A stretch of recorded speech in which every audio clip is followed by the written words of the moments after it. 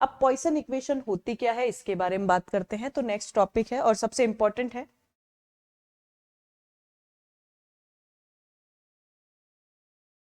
इसको सबसे इंपॉर्टेंट माना जाएगा, पॉइसन इक्वेशन, पॉइसन समीकरण।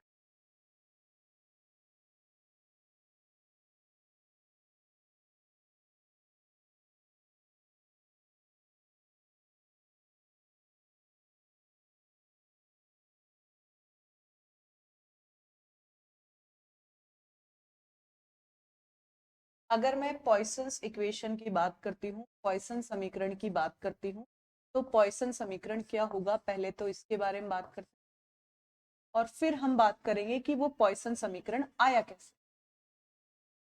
ठीक है, इंपॉर्टेंट टॉपिक है तो आप इसको इंपॉर्टेंट मार्क करिए। हमने जब फर्स्ट यूनिट पढ़ी थी तो वहां कुछ टर्म्स पढ़ी थी डिफरेंशियल को लेके, अवकलन को लेके, जैसे ग्रेडियंट पढ़ा था, डाइवर्जेंस पढ़ा था और कर्ल पढ़ा था, पार्शियल डेरिवेटिव पढ़ा था। तो पॉइसन इक्वेशन क्या होती है, पार्शियल डेरिवेटिव फॉर्म होती है। क्या होगी, पॉइसन इक्वेशन होती है पार्शियल डेरिवेटिव फॉर्म,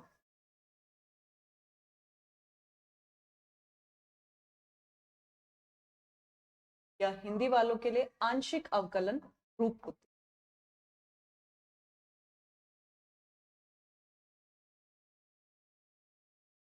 अब अगर मैं पार्शियल डेरिवेटिव फॉर्म या आंशिक अवकलन रूप की बात करूं, तो पॉइसन इक्वेशन का जो इक्वेशन दिया जाता है वो कुछ इस तरीके से दिया जाता है, minus del square phi is equals to rho upon ई।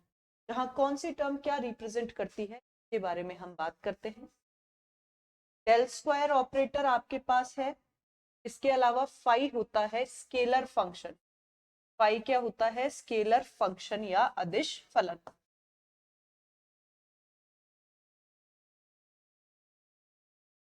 इसके अलावा रॉ होता है चार्ज डेंसिटी या आवेश घनत्व, वो भी कौन सा वाला, ये होता है वॉल्यूम चार्ज डेंसिटी या आयतन आवेश। और एप्साइनल होता है परमिटिविटी फॉर एयर और वैक्यूम, वायु या निर्वात के लिए आप इसको एप्साइनल नॉट से रिप्लेस कर सकते हो, एप्साइनल नॉट से दर्शा सकते हो। तो आपके पास में पॉइसन इक्वेशन का फॉर्मूला क्या आ गया, आपको बेसिकली जो डेल स्क्वायर ऑपरेटर लिखा था उसका नेगेटिव टर्म लेना है ऑन अ स्केलर फंक्शन, यानी माइनस का डेल स्क्वायर फाइव, और इसको किसके बराबर कर देना है, रॉ अपॉन ई के बराबर या रॉ अपॉन एप्साइनल के बराबर कर देना है। जहां रॉ आपके पास चार्ज डेंसिटी होगी, आवेश घनत्व होगा, और epsilon will be the permittivity of space या विद्युतशीलता होती है ये। अब इसको आगे कैसे सॉल्व किया जाएगा, ये टर्म आपके पास आई कैसे, इसके बारे में पता करने के लिए आपको थोड़ा सा पीछे जाना पड़ेगा। पीछे आपने पढ़ी थी गाउस डाइवर्जेंस थ्योरम, और उस गाउस डाइवर्जेंस थ्योरम के लिए आपने पढ़ी थी डिफरेंशियल फॉर्म या अवकलन रूप। तो इसको प्रूव करने के लिए आप कहाँ जाते हैं, डाइवर्जेंस थ्योरम पर जाते हैं। पर उससे पहले आपने बोला पॉइसन और लाप्लास इक्वेशन इंपॉर्टेंट है। तो लाप्लास इक्वेशन क्या होगा, अगर मैं बाउंडेड रीजन की बात करूं, अगर मैं परिबद्ध क्षेत्र की बात करूं, तो वहां चार्ज डेंसिटीज अवेलेबल नहीं होती है, आवेश घनत्व जो है वो उपलब्ध नहीं होता है, जिसके कारण ये रॉ जीरो हो जाता है, और डेल स्क्वायर फाइव भी किसके बराबर आ जाएगा, जीरो के बराबर। उसे बोला जाता है लाप्लासियन इक्वेशन।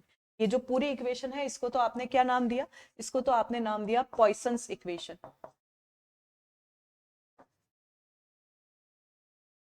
पॉइसन समीकरण। अगर मैं बाउंडेड रीजन की बात करती हूं, अगर मैं परिबद्ध क्षेत्र की बात करती हूं,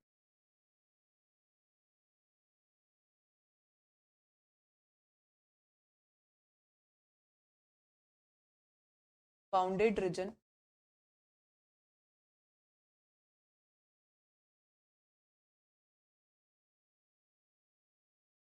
या परिबद्ध क्षेत्र की बात करती हूं,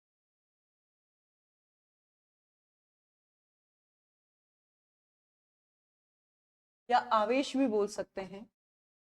बाउंडेड चार्ज है, दैट मींस चार्ज डेंसिटी जो है, आवेश घनत्व जो है वो अपने आप ही क्या हो गया, जीरो हो गया। उस केस में चार्ज डेंसिटी जीरो होती है, आवेश घनत्व क्या होता है आपका, जीरो होगा, और डेल स्क्वायर फाई किस में बदल जाएगा, जीरो में बदल जाएगा। इसको बोलते हैं लाप्लासियन इक्वेशन। या लाप्लास समीकरण। क्या बोला जाता है इसको? बोला जाता है लाप्लासियन इक्वेशन।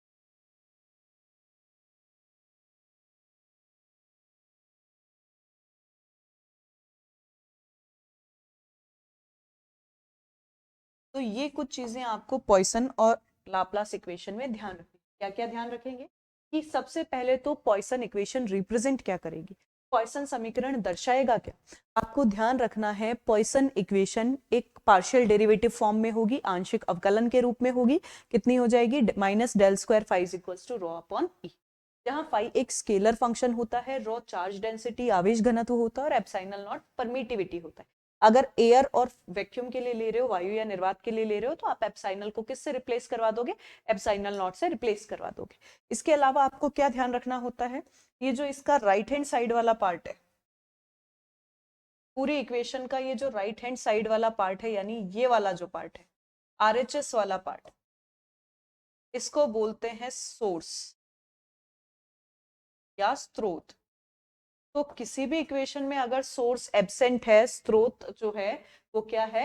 अनुपस्थित है, तो उस केस के अंदर क्या होगा? ये राइट हैंड साइड वाली टर्म जीरो हो जाएगी। इसका मतलब आप ये भी कह सकते हो कि फॉर बाउंडेड रीजन या परिबद्ध क्षेत्र के लिए सोर्स अनअवेलेबल होगा, या सोर्स या स्रोत क्या होगा? अनुपस्थित होगा, एब्सेंट होगा। सोर्स अगर आपका अनअवेलेबल है या एब्सेंट है, अनुपस्थित है, तो उस केस में राइट हैंड साइड वाली टर्म जीरो हो जाएगी, जिसके कारण डेल स्क्वायर फाई जीरो में बदल जाएगा और इस ऑपरेटर को लाप्लासियन ऑपरेटर कहा जाता है। अब इसको फाइंड करने के लिए, प्रूव करने के लिए आपको थोड़ा सा गाउस डाइवर्जेंस थ्योरम के बारे में पढ़ना पड़ेगा। तो आगे चलते हैं हम लोग। प्रूफ अगर इसका लिखे हम लोग,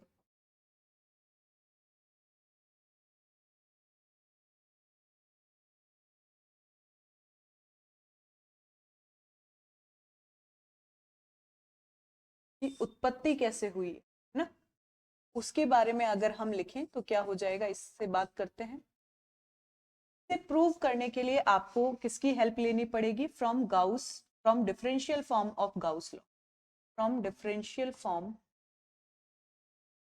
of Gauss divergence theorem.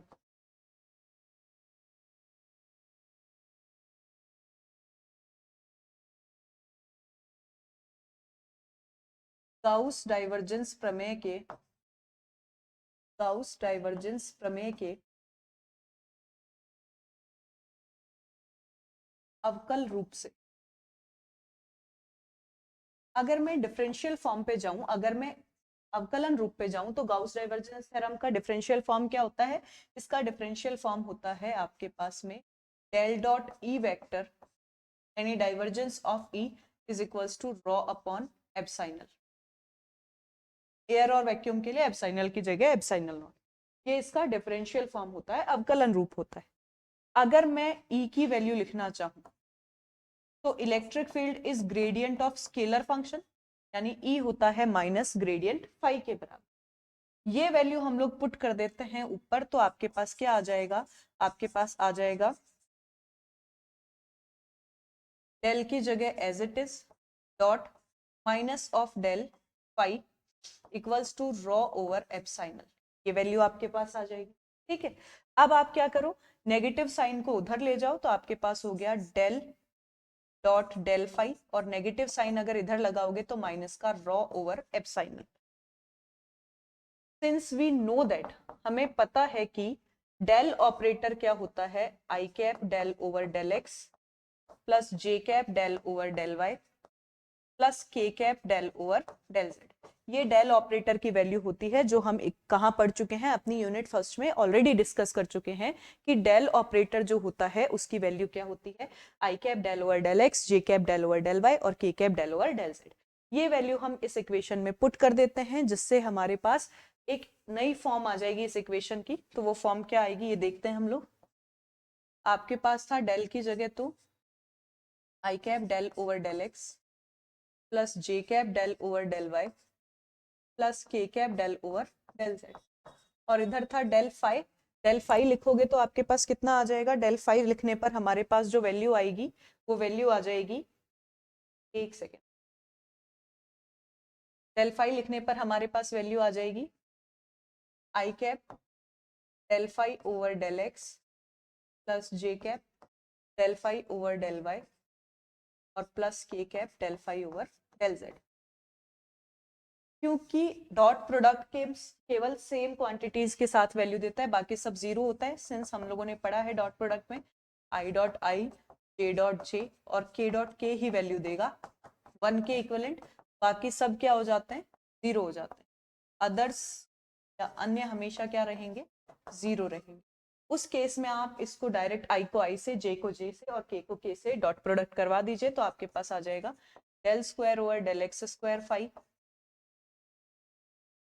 Plus del square over del Y square phi plus del square over del Z square phi. और इसके आरएचएस में भी एक टर्म चल रही थी। आरएचएस में क्या चल रहा था, अभी हम केवल एलएचएस पर बात कर रहे हैं ना, तो एलएचएस को एज इट इज छोड़ देते हैं, आरएचएस बाद में रखेंगे। यहाँ पर आप क्या करेंगे, फाई कॉमन ले लो, तो del square over del x plus del square over del Y square plus del square over del Z square और फाई आ गया बाहर। अब इसको आरएचएस से कंपेयर करवाएंगे तो आपके पास ये जो ऑपरेटर है, ये जो संकारक है, ये डेल स्क्वायर ऑपरेटर, तो कितना आ जाएगा, del square phi is equals to minus का रॉ ओवर एप्सिलॉन, और ये कौन सा हो गया, पॉइसन इक्वेशन, पॉइसन समीकरण। अब इसी को आप किस में बदल सकते हैं, लाप्लास इक्वेशन या लाप्लास समीकरण बदल सकते हैं। कैसे, तो इसी को अगर हम लोग किस में बदलना चाहें, लाप्लास इक्वेशन में बदलना चाहें, तो कैसे बदलेंगे, तो बदलने के लिए फॉर लाप्लास इक्वेशन,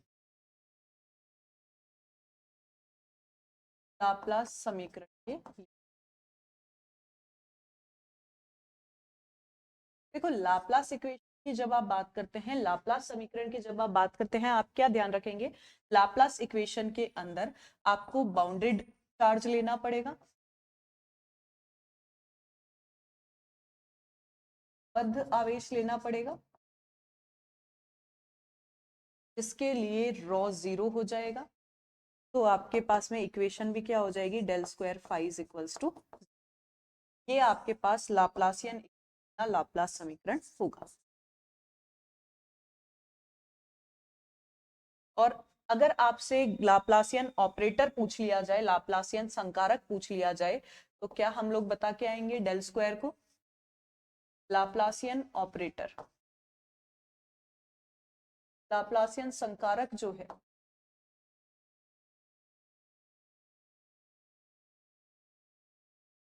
ये आपके पास होता है डेल स्क्वायर, यानी कि del square over del X square plus del square over del Y square plus del square over del Z. जब भी आप किसी इक्वेशन पर लाप्लासियन ऑपरेटर लगाते हो, लाप्लासियन समीकरण लगाते हो, तो उसकी वैल्यू क्या होनी चाहिए, जीरो के बराबर होनी चाहिए। एक बार दोबारा से लाप्लास और पॉइसन इक्वेशन हम लोग देख लेते हैं। लाप्लास इक्वेशन और पॉइसन इक्वेशन की अगर हम बात करें, तो ये इंडिपेंडेंट और जो डिपेंडेंट रीजन है, दोनों के लिए आपके पास वैल्यू देता है। स्वतंत्र क्षेत्र और परतंत्र क्षेत्र दोनों के लिए आपके पास क्या देता है, मान देता है। अगर हम बात करें लाप्लासियन ऑपरेटर की, तो सबसे पहले पॉइसन इक्वेशन या पॉइसन समीकरण क्या होता है, it is the partial derivative form. ये कौन सा रूप होता है, आंशिक अवकलन का रूप होता है। इसके बाद में लिखेंगे कैसे, डेल स्क्वायर ऑपरेटर के थ्रू लिखेंगे। डेल स्क्वायर ऑपरेटर के थ्रू इसकी value minus del square phi किसके बराबर आ जाएगा, रॉ ओवर एप्सिलॉन, जहां रॉ क्या होता है आपके पास में, रॉ तो होता है चार्ज डेंसिटी और आपके पास एप्सिलॉन होता है परमिटिविटी। इसके बाद में आप क्या करेंगे, इसके बाद में अगर आप इसकी वैल्यू लिखेंगे किसके लिए, बाउंडेड रीजन के लिए, तो बाउंडेड रीजन के लिए आप क्या ध्यान रखेंगे, बाउंडेड रीजन के लिए आप ध्यान रखेंगे कि charge density will be zero, तो आपके पास डेल स्क्वायर फाई जीरो के बराबर आ जाएगा, और इसको लाप्लासियन ऑपरेटर या लाप्लासियन इक्वेशन कहा जाता है। आरएचएस वाली साइड सोर्स कहलाती है, और ये जो सोर्स है अगर एब्सेंट है तो भी आपके पास डेल स्क्वायर फाई किसके बराबर आ जाएगा, जीरो के बराबर। इसके बाद अगर इसको प्रूव करना चाहे फॉर कार्टेशियन कोऑर्डिनेट सिस्टम, तो कैसे प्रूव करेंगे, आप क्या करो, गाउस डाइवर्जेंस थ्योरम काम में लो, ई की जगह माइनस ऑफ ग्रेडियंट फाई रखो और ये नेगेटिव साइन कर लिया। अब del operator i del over del x plus j del over del y plus k del over del z होता है, वो वैल्यू हम लोग पुट करेंगे तो हमारे del square operator phi minus का रॉ ओवर एप्सिलॉन के बराबर। ये पॉइसन इक्वेशन है। अगेन अगर आप इसको किसमें लाप्लास इक्वेशन में लिखना चाहें तो बाउंडेड रीजन के लिए रॉ को 0 कर दो, डेल स्क्वायर फाई 0 आ जाएगा, दैट इज लाप्लासियन इक्वेशन आपके पास आ जाएगी। और लाप्लासियन ऑपरेटर क्या होता है, del square over del X square plus del square over del Y square plus del square over del Z square.